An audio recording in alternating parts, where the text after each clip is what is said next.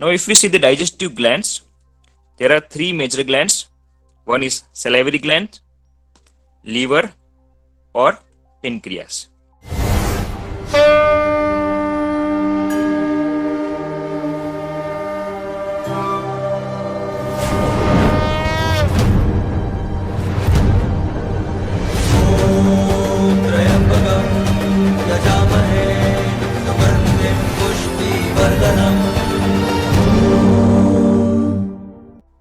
इन glands को digestive glands के अलावा कुछ और भी बोलते हैं. These glands are also called accessory glands. Is it clear? वो डाइजेस्टिव पाथ में एलिमेंट्री कैनाल का पार्ट नहीं है, वो साइड में होते हैं. ओके पूरा जो पार्ट है एलिमेंट्री कैनाल का वो माउथ से एनस का है, उसके बीच में नहीं होती, ये साइड में होती है. But their secretion will help in the digestion of food in the alimentary canal. That's why they are also called digestive glands, or you can say accessory glands. अब salivary gland जो है 3 pair में होती है, 3 right side, 3 left side. Okay, in the jaw portion of the in our face region, in the near the buccal cavity. The salivary glands are located just outside the oral cavity. They will secrete salivary juice into the cavity. salivary juice का काम क्या है? salivary juice में एक बहुत ही important enzyme होता है salivary amylase, which is also called tyline. Okay आगे पढ़ेंगे हम इसके बारे में. तो salivary glands 3 pairs में प्रेजेंट होती है in near the oral cavity, outside the buccal cavity. यहाँ बकल कैविटी खत्म हो जाती है, इसके नीचे यहाँ. 3 types of salivary glands, 3 pairs, 3 types and 3 pairs of salivary glands occur. Parotid gland located in the cheek region, submaxillary, or you can also say submandibular gland found in the lower jaw. Okay, and third one is sublingual located below the tongue. चलो अब हम पढ़ते liver. Liver body का largest gland है. देखो gland और organ में क्या डिफरेंस है. ग्लैंड ऑर्गन से इस प्रकार डिफर करता है कि वो कुछ सिक्रेशन प्रोड्यूस होता है उसमें. Glands will have some secretions, they will produce some juice or some hormones or any enzyme. So this type of part of the body is considered as gland. So liver में produce होता है bile juice. It has some secretions. So this liver is considered as organ as well as gland. So this is the largest gland of the body. Okay? और अगर पूछे कि largest organ body का कौन सा है, तो largest organ of the body is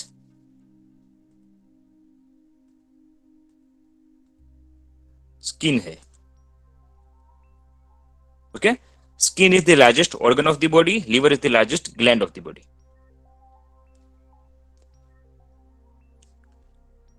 Clear? Largest bone of the body, ये सब largest वाला सब याद रखना है. Largest bone of our body is femur, thigh bone. Okay, और largest muscle जो होता है हमारे बॉडी का वो होता है gluteus maximus. Just for information I am giving. Okay, इसमें डाइजेशन का कुछ रोल नहीं है. तो gluteus maximus is the largest muscle of our body. Largest bone femur, thigh bone, largest organ skin, largest gland liver. Okay, liver में 2 lobes होते हैं. देखो एक ये और एक ये. So it is having 2 lobes which are covered by a thin connective tissue. This tissue sheath, the connective tissue sheath, this is called Gleason's capsule. Capsule मतलब कुछ कवरिंग होता है. So this is considered as Gleason's capsule. Okay, ये liver कून हैंडली ये सब जिसमें भी ये वर्ड आता है तो वो साइंटिस्ट से रिलेटेड है. यहाँ पे मेरा मिस्टेक है कि ये मैंने कैपिटल नहीं लिखा. So Gleason's capsule, it is considered as Gleason's capsule, sheath of the hepatic lobes. Then these lobules contain hepatic cells, और hepatic cells को हम बोलते हैं hepatocytes. Liver cells are considered as hepatocytes. hepato word is related to liver, hepatitis. Okay, so this liver is having this Glissen's capsule sheath, and inside that it is having these hepatocytes. Okay, they are arranged in the form of cords. Okay, तो ये पूरा एक cell नहीं है, ये इसमें जो छोटे छोटे आपको दिख रहे हैं ये सब सेल्स हैं, ये सेल्स हैं, ये हेपेटिक सेल्स, ये सब पूरा अरेंजमेंट जो होता है उसको बोलते हैं कॉर्ड्स.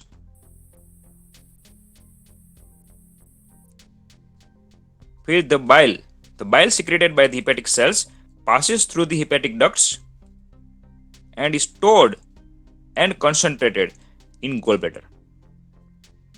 बाइल के लिए आपको दो चीजें याद रखनी है. एक है कि बाइल कहां पे प्रोड्यूस होता है, bile is produced in liver, कहां पे लीवर में, कहां पे हिपेटिक सेल्स बनाते हैं उसको, और बाइल का स्टोरेज कहां पे होता है, bile is stored in gall bladder.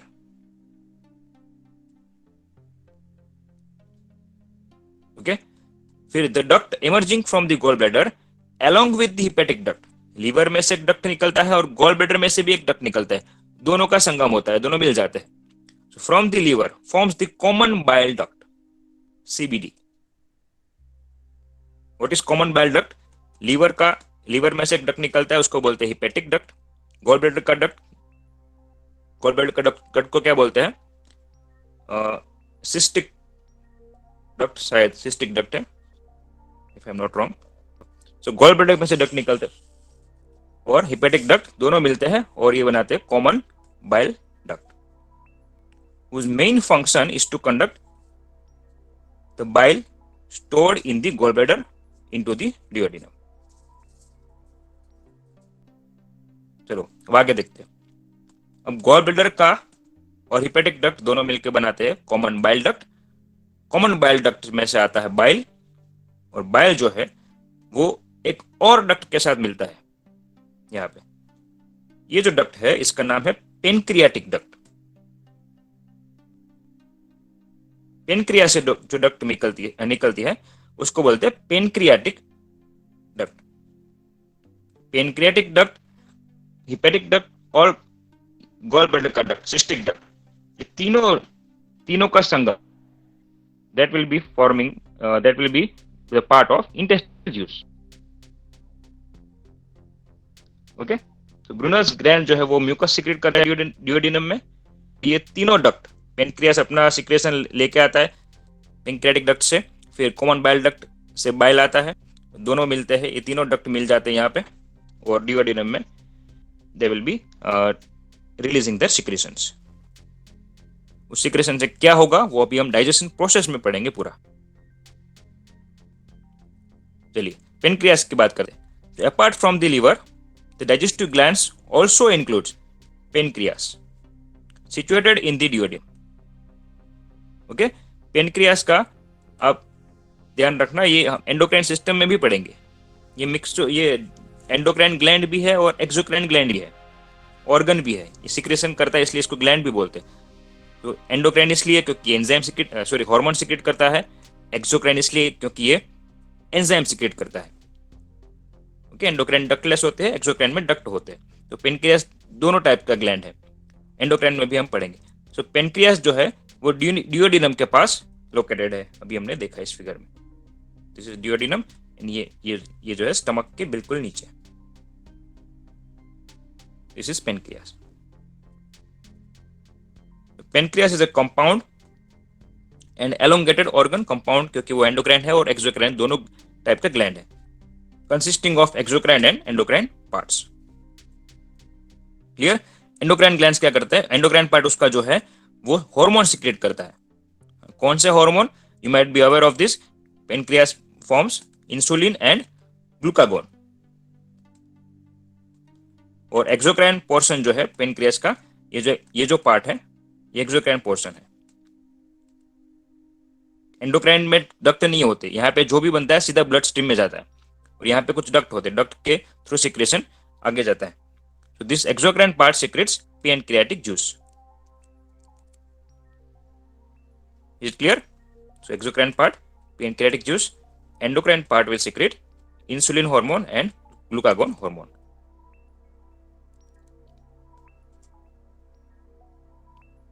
The pancreatic duct, which carries the pancreatic juice from the exocrine portion, joins the common bile duct.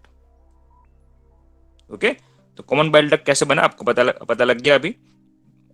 Liver liver में डक्ट, लीवर का डक्ट, हिपेटिक डक्ट और gall bladder का duct दोनों मिलकर बनाया common bile duct, और common bile duct है वो मिल गया पेनक्रियाटिक डक्ट से, और तीनों ने अपना जो सिक्रेशन है वो कहाँ डाला, डिओडिनम में।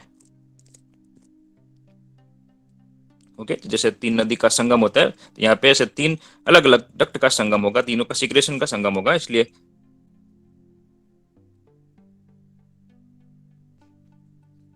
यहाँ तक सबको समझ में आ गया। डाइजेस्टिव सिस्टम पूरा। सर ये आपने लास्ट में जो बताया स्फिंक्टर ऑफ ओडी, उसका हाँ, फंक्शन क्लियर नहीं हुआ। देखो स्फिंक्टर मसल जो है उसका फंक्शन क्या है, रिदमिक कॉन्ट्रैक्शन एंड रिलैक्सेशन। जब भी कोई सिक्रेशन को रिलीज करना है नेक्स्ट ऑर्गन में तो वो रिलैक्स होंगे, और जब भी सिक्रेशन नहीं है तो कॉन्ट्रैक्ट हो जाएंगे, ठीक है। और पेरिस्टाल्टिक मूवमेंट को बनाए रखेंगे। पेरिस्टाल्टिक क्या है आपको पता होगा, rhythmic contraction and relaxation of the alimentary canal tube, okay, उसको बोलते हैं पेरिस्टालसिस। अब जब भी वहां पे कोई सिक्रेशन एक बार रिलीज कर दिया नेक्स्ट ऑर्गन में या नेक्स्ट पार्ट में, तो वो वापस ना आ जाए, तो ये रेगुलेशन जो है वो स्फिंक्टर मेंटेन करते हैं।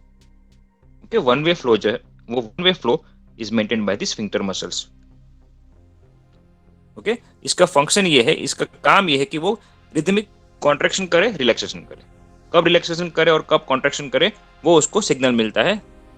जैसे ही फूड आता है तो वो रिलैक्स करेंगे, और जब फूड नहीं होगा तो कॉन्ट्रैक्ट हो जाएंगे। यहाँ पे इस स्फिंक्टर को बोलते हैं स्फिंक्टर ऑफ ओडी। ये तीनों मिलकर जो डक्ट बनाया, कॉमन बाइल डक्ट और पेनक्रियाटिक डक्ट दोनों मिलकर जो डक्ट बनाया, उस डक्ट का नाम है हिपेटो पेनक्रियाटिक डक्ट। ये भी याद रखना।